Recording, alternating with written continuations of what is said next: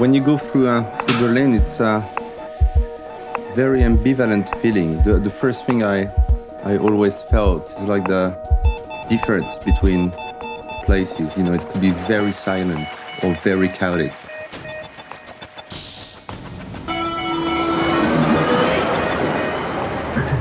When I arrive in a place, I can directly define the level, if it's very loud or kind of quiet.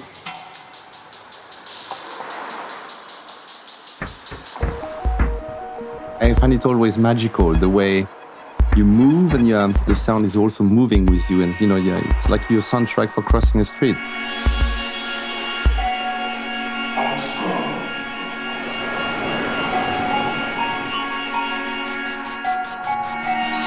Next stop, Siemensstadt. I found Berlin very technological in some ways, but I think it's also a very nostalgic city, and yeah, Berlin has like both sides, very equal for now, I think.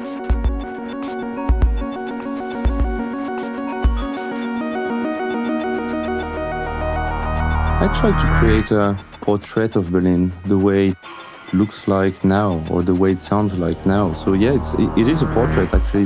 It's a picture of Berlin, but from my perspective. But that's going to be my Berlin. That's the way I see it, and I hear it.